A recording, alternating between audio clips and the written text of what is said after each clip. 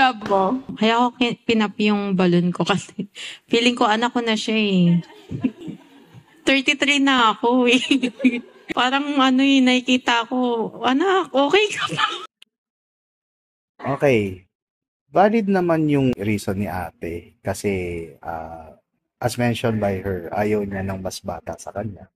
Kaya lang, may mga contestant din dyan na ano, parang kung titignan mo, slim yung ano, yung difference na like for example, may isang contestant dyan na mga 28, 29, tapos si ate ay 33.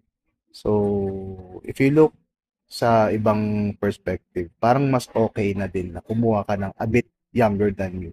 Kasi if ever na mag-stick ka dyan sa gusto mo na mas matanda sa'yo, eh napaka-slim ng chance. Lalo na yung iba nga dyan, 32, 31, pero hindi rin niya gusto kasi mas bata pa rin sa kanya. Gusto niya talaga matanda. So, let's lower our standards para at least makakuha rin tayo ng match. Yun lang.